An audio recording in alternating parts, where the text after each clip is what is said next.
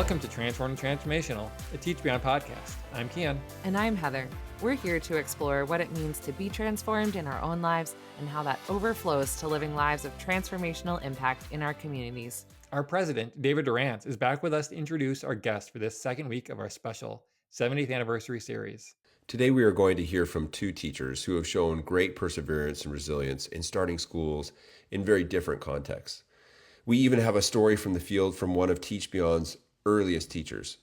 We can see that God has been faithful to provide for these projects and these TeachBeyond leaders as they have continued to follow his leading to provide this Christ-centered transformational education in the communities in which they serve. I think it's always so inspiring to hear stories about what education looks like in different parts of the world, and especially when we hear about how God has worked through challenging circumstances. And this is one of those roundtable episodes where I get to sit back and listen and enjoy the conversation. Well, today I'm joined by Ellen Kujawski and Steshire Buyinza. Ellen is the school director at Arbor Christian Academy in San Francisco de Macorís in the Dominican Republic, where she has served for the past 10 years. And Steshire is the project lead at a new project, Butambala Vocational School in Butambala, Uganda. Each of these leaders has persevered through many unique hardships and obstacles. Let's go over to that conversation now.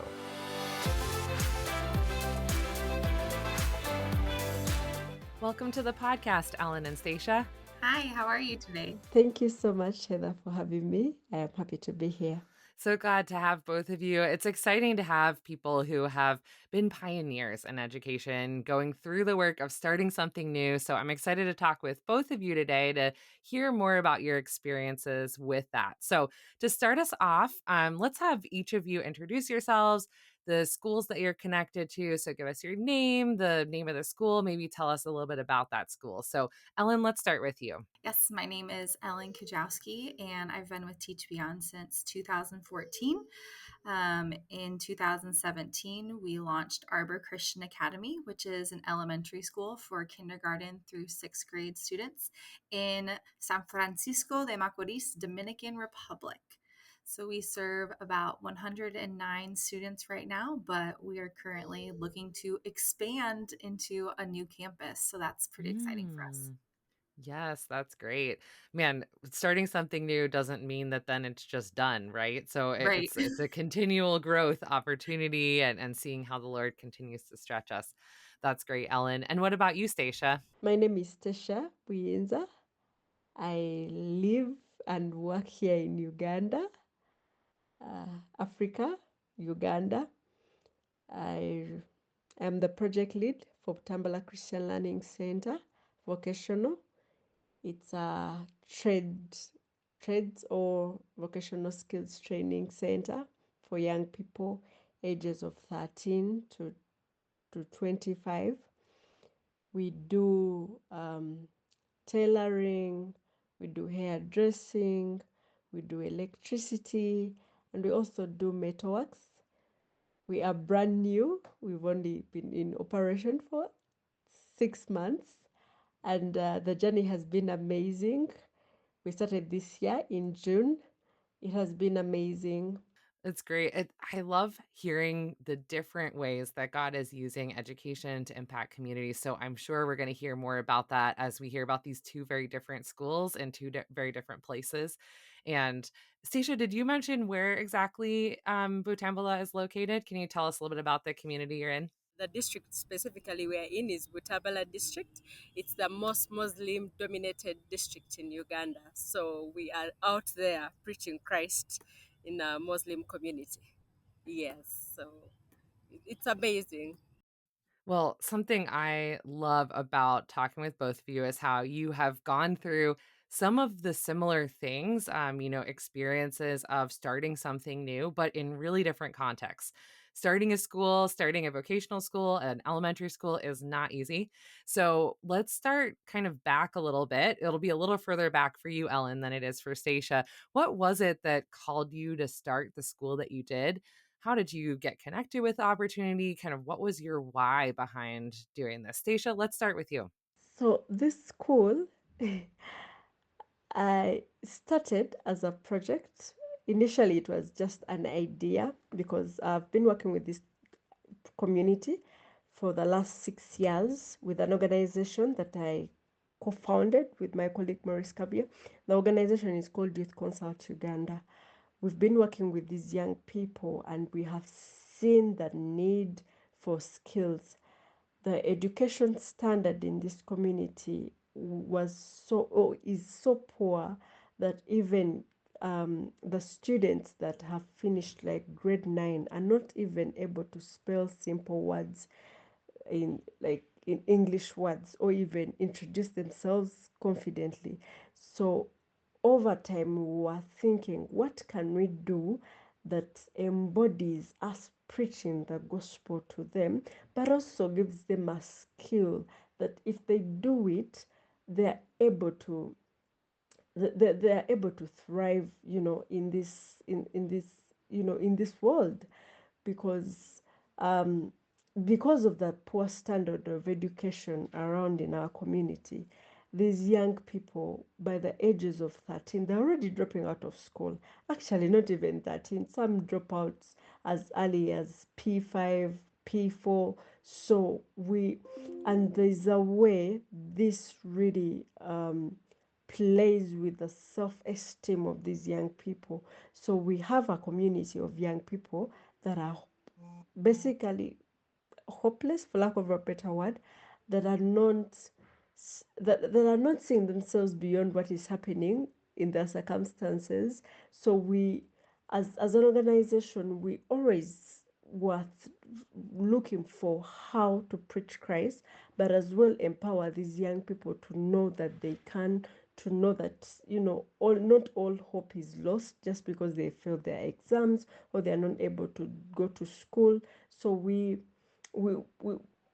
for some good time we were praying to God. We were researching on how to do this, and then we met Teach Beyond about 2 years ago. And when we did, the visions were in line. So we thank God that we connected with Teach Beyond and were able to start this.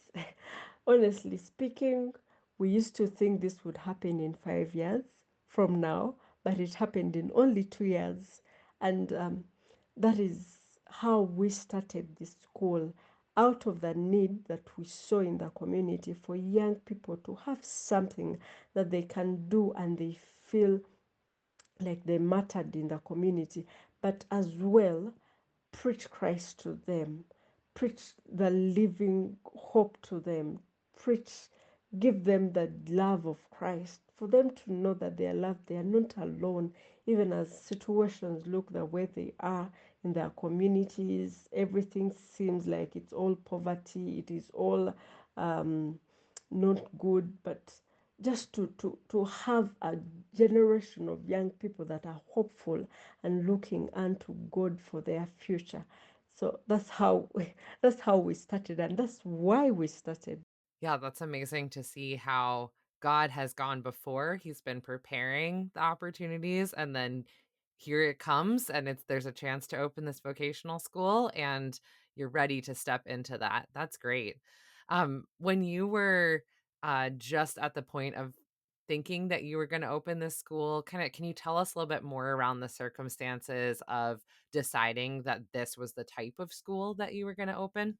The decision came from the need, because the young people were already there and there were so many so idle in the community, not doing anything.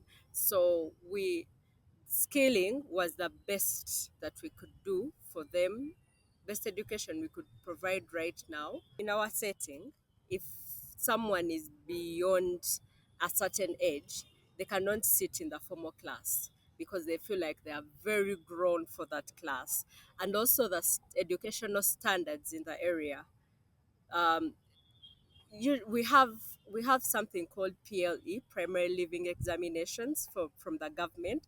So we do it countrywide, and it doesn't matter which school you're from, urban, rural, whatever school you're from. At that level, we all do that exam, the same exam.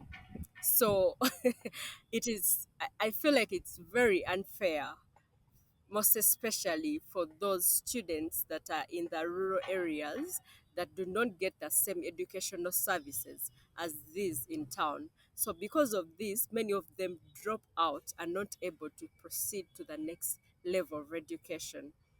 Yes, so scaling is a way of telling them, you know what, even if you failed this particular national exam, you can still do something. You can still do something, and because right now we already have students that are already earning. In the 6 months, they are able to produce products and they're able to sell to the community, and that is all we are looking for.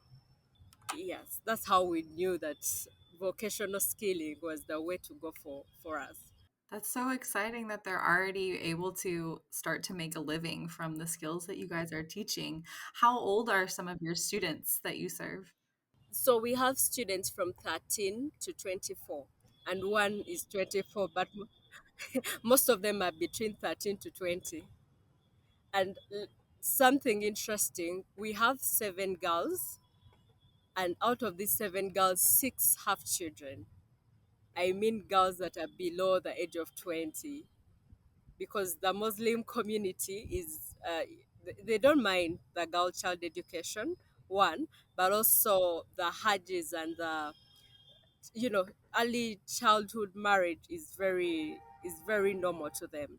So you have young girls, you have children that are taking care of children. That's the kind of situation we are in here. Yeah. Yeah. Well, Ellen, you're reaching some of the younger students in your school. Can you tell us kind of what the vision was behind Arbor Christian Academy and how that all came about? Sure. We did not set out to plant a school. I can definitely say that. We were brought down to partner with a local church who they were starting a school. And so for me, I was going to be one of the the kindergarten teacher in the school.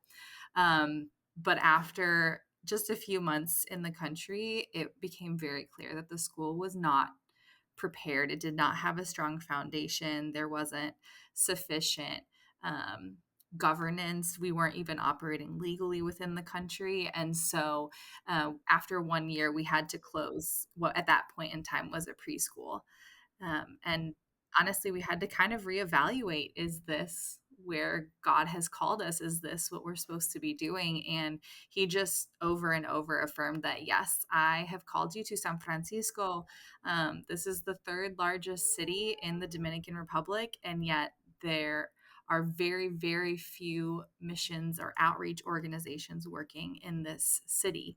And he was clear that he wanted us to start something new, which was scary. At that time, I was only maybe 22 years old, and I was trained as a teacher, not as a school planter. So we had a lot to learn, that's for sure. Hmm. And so, what were some of the next steps, Ellen? Um, I mean, the first thing we had to do was create a school board and actually get the name of the school legally registered in the country. We had to, even before all of that, we kind of had to step back and ask our community, okay, what do you want in a school? Because we didn't want to be the people who came in with our vision of what we thought a school should be. We really wanted to be sure that it reflected the needs and the desires of our local community. And so they said, we want to see 3 things that we just don't have access to altogether. And the first is the quality education for our students, where our students could be competitive with students in North America. The second would be the English language, because having English as a tool in the Dominican Republic opens up a number of different doors for children as they grow into adults and the kinds of employment opportunities they're able to pursue. But then, third, and the most important thing, especially for the community that we were talking with, was that they wanted to have a Christian education, not just by name only, but to have a place where their children were discipled in the word of the Lord, who were able to be trained in how to follow Christ and what it looks like to grow up to be fruitful in Christ. And so that's kind of what we took, and we said, okay, if that's what you guys want, we're going to do everything in our power to bring that to fruition. And so we spent probably a good year and a half then preparing to open the school with a strong foundation. And finally in 2017, we were able to do that. Well, I think both of you probably have gone through the process of discerning what are the needs of the community here and how can we come alongside this community to help meet those needs through education. And I love that vision to not just come in and say, okay, this is what we want to set up. Certainly we hear from the Lord, we follow his leading in our lives, but that's going to be already in conjunction with what he's doing in the community where we're serving. Those things you just listed, Ellen, of surveying the community, getting to know, build relationships, setting up a school board, registering the name, that's pretty easy, right? You can do that in a day or two. And Oh yeah, it was fast. Oh, and it was all in Spanish too, so definitely not sure. my primary language. And government organizations can be slow anywhere in the world, but especially in a developing country. Right, right. So taking that time to really invest in doing things well and doing it right is an investment of time and energy along the Yeah, way, for we sure. knew it wasn't going to be fast. My 2-year commitment quickly turned into an undefined amount of time. Yeah, well, certainly each of you has faced challenges. Ellen, you already alluded to some of the challenges you faced even in closing that school and reimagining what it would look like. Stacia, your school is quite new, just within the last year. So these challenges, I'm sure, are fresh in your mind. Can you tell us what were some of the biggest challenges that you faced as you were beginning the vocational school? The challenges, I'll start with the personal ones. Personally, I'm not an educator. I had never run a school. I had never been in any school setting apart from when I was, through school. So any school management, nothing. So I was starting from zero experience. But I thank God that it was at a point of research. It was a point of connecting with different people. It was a point of learning from different people. And it is still, we are still learning. We've made mistakes, we've made bumps, we've faced learning curves, we've got successes, we have created our own patterns that are making us grow each and every day. So one, my first challenge was the fact that I was not experienced at anything like this. I just had passion, or I just have passion for young people and passion to spread the word of God and preach Christ to them. That's all I had, and that's all I started with. Of course, with a team that is very, very, very supporting.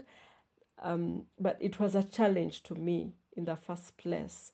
But later it has stopped being a challenge. It has become a learning curve for me. And then the second one has been high operational costs, because the community is not able to afford the kind of standard that we are giving them. So whatever the students are paying is not able to cater for all the operational costs. So we've had to financially strain for us to be able to to to faithfully carry out this mission. I have learned that God is God and He is good.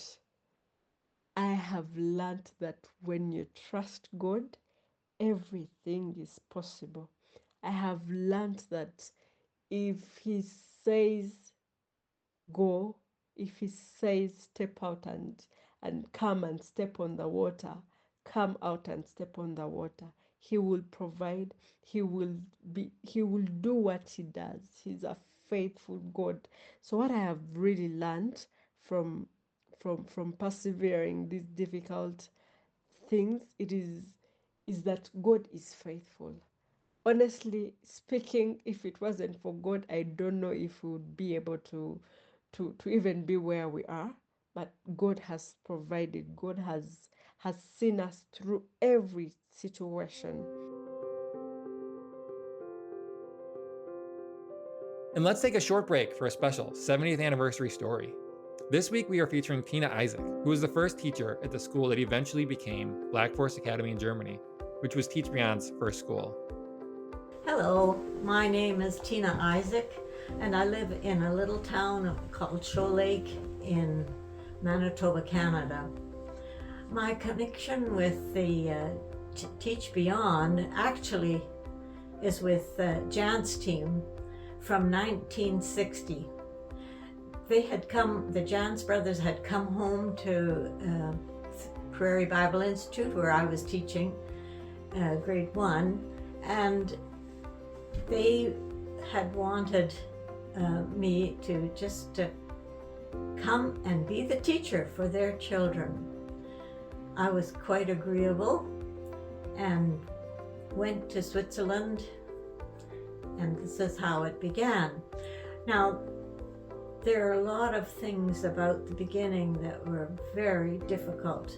First of all, I didn't know the Swiss dialect yet, even though I knew some German. And our school was going to be a small flat of 3 rooms, which is an apartment, I guess you call it here.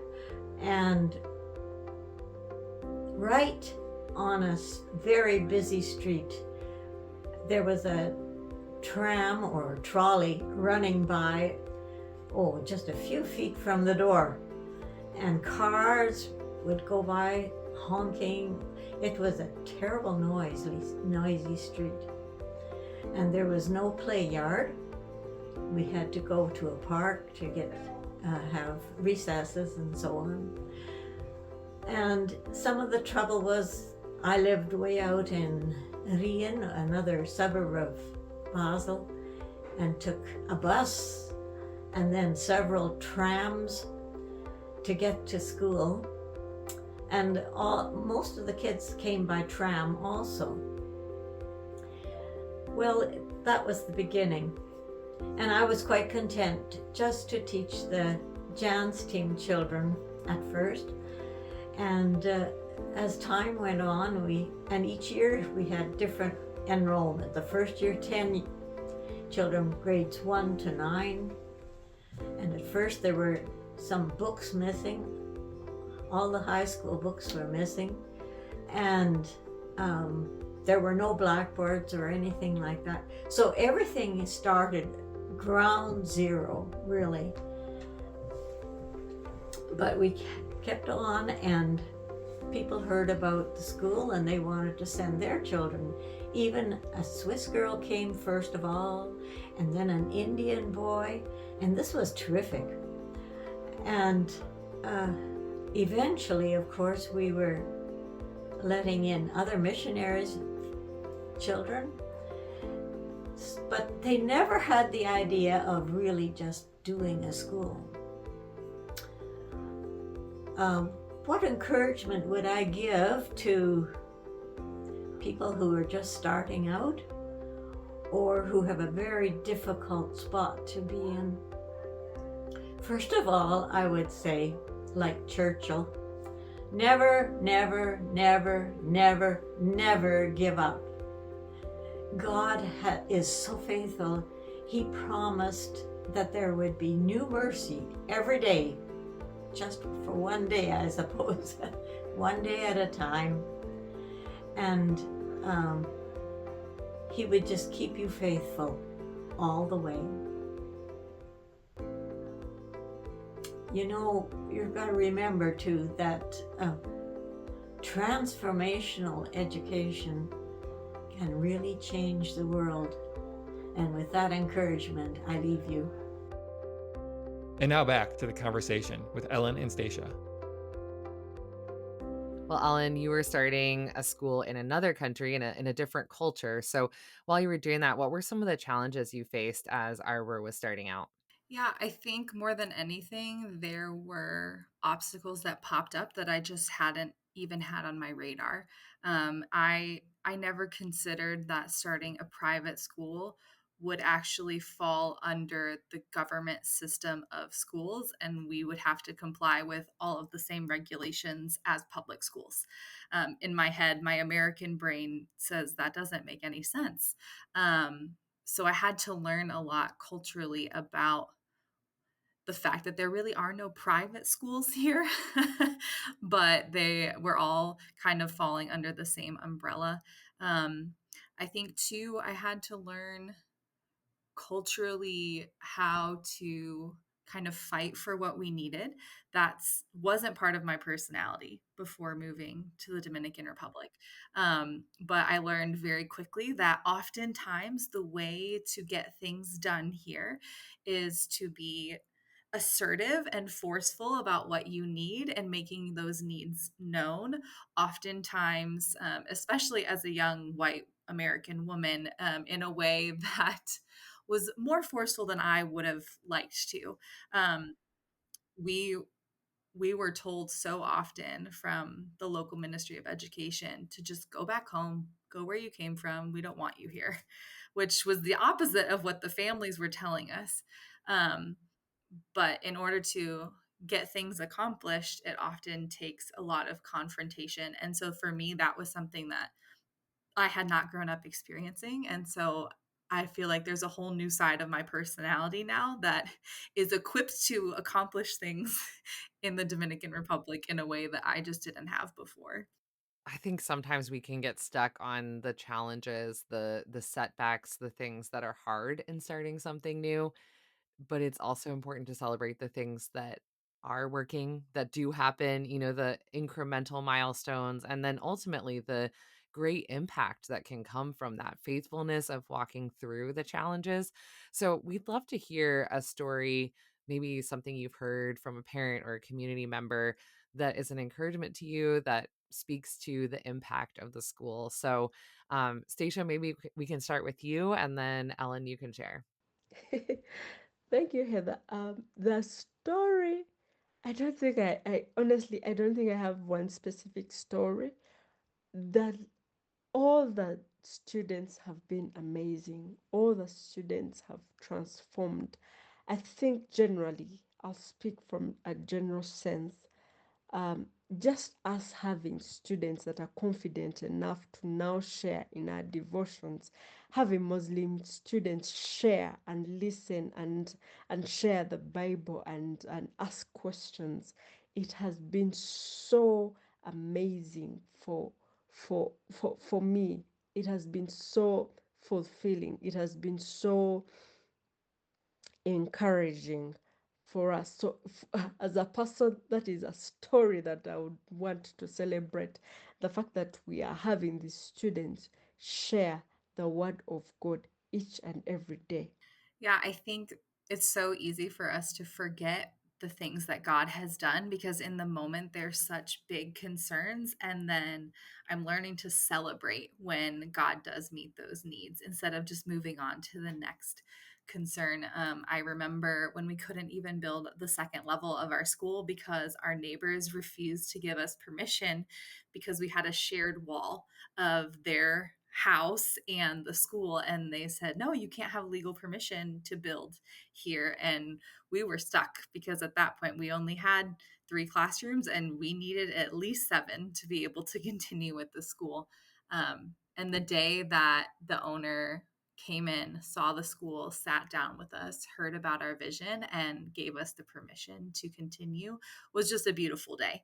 And it was something that we cried over and celebrated because it allowed us to get past really that second year of our school and to meet the needs of more families.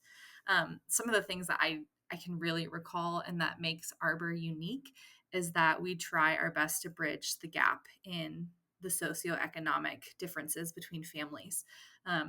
So we not only serve Dominican students, but we also serve a good amount of Haitian students as well, because we have a lot of them living in our local community.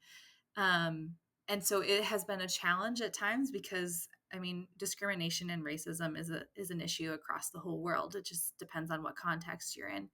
And for us to be able to provide a place where these children could grow up together, kind of being taught to, well, really being taught to see each other as God sees them, as children of God.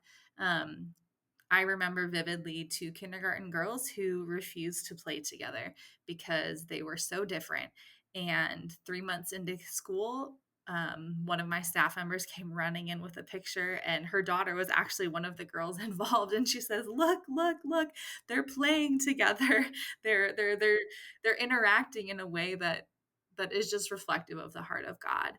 Um, and we've seen that throughout the years at Arbor. We've had some of our one of our families, they were in a horrible motorcycle accident, and the father broke his leg and the daughter broke both of her hips and one of her legs, and it was just a very traumatic situation, and they weren't receiving the health care that they needed to get the surgery. And once we were finally made aware as a school of how dire the situation was, it had been 20 hours already and they hadn't been treated. We reached out to our school community and we said, "Listen, we've got one of our families who needs help, who can help us." And within 15 minutes, we had doctors and nurses who were at the hospital coming and advocating for them. We had a donation of $1,000 come in before the end of the afternoon to pay for their rent for the next 3 months as he recuperated, and their food. It was just a beautiful opportunity that I think there are ways for them to exist in our world around us, but in a community like Arbor, where you're so closely entwined with others, it was an amazing, tangible opportunity to be able to serve people who are different from you.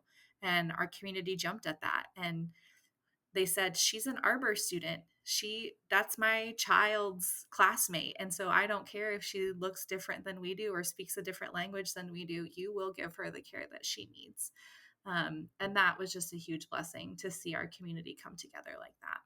Well, as you think back on your past experiences, that whether it's distant past or recent past, starting this school, is there a word of encouragement that maybe you wish someone had given you in a time when you were struggling to persevere, or maybe that you would offer as encouragement to a teacher or a school administrator who's persevering through difficult circumstances today? Thank you, Heather. The word of encouragement I would give to any teacher or educator right now, um, it would be that this all belongs to God. He's the one that called you and He's faithful. So, whatever is happening, whatever you're going through, whether good or bad, or it's difficult, or it's heavy, or it's mixed feelings, just take it back to God. He is a faithful God. When He starts, He will accomplish. So just trust God. Just take everything back to God. However small it is, or however big it is, just take it back to God. He's the one that called you and He's faithful. This is His work. Whatever we are doing, it is all for His glory. So how I pray and how I encourage you as an educator, just trust God. Just take it back to God at all times. Yeah, that's how I would encourage someone. I think I would just remind people that you're not alone.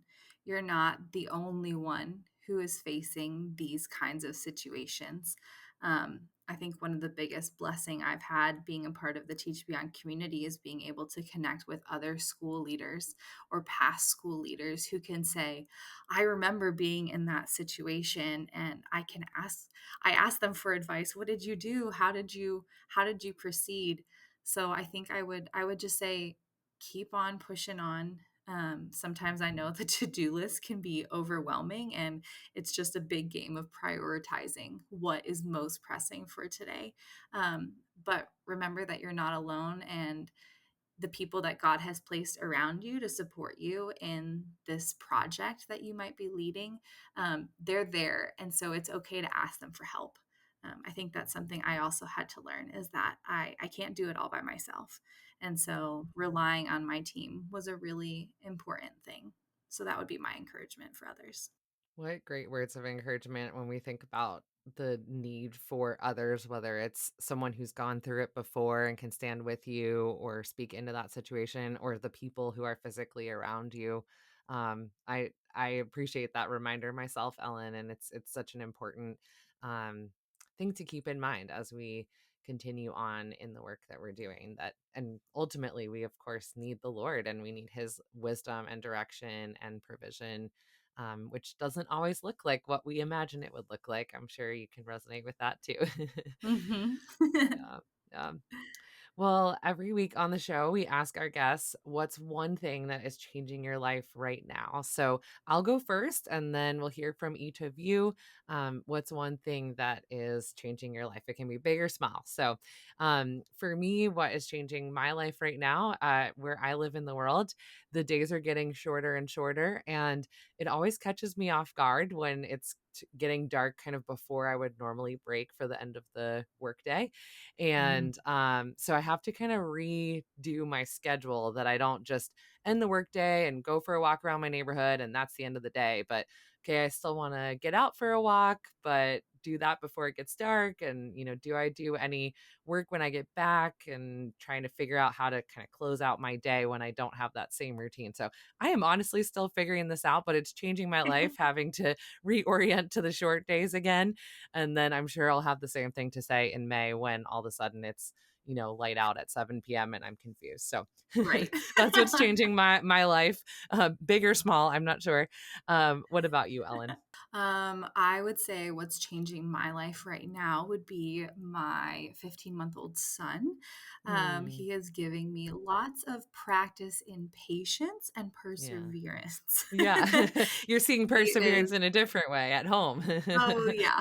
Oh, yeah. He's a sweet, stubborn little skunk, and I love him. And I've been learning to persevere, especially through meal times, and just working on, manners and things like that. And I'm Yeah. told that you keep doing it now and it'll pay off in the future. So that's what's changing my life right now, is I'm becoming more and more patient Yes, and that's hopeful good. for the future results. That's great.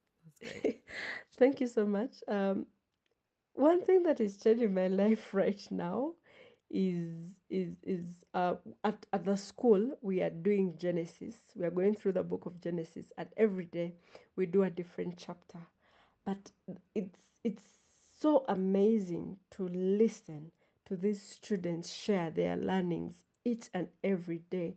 It has taught me so much. It has opened my mind so much to different perspectives, to and we are reading about Abraham's faithfulness and obedience, and it has helped me to question myself.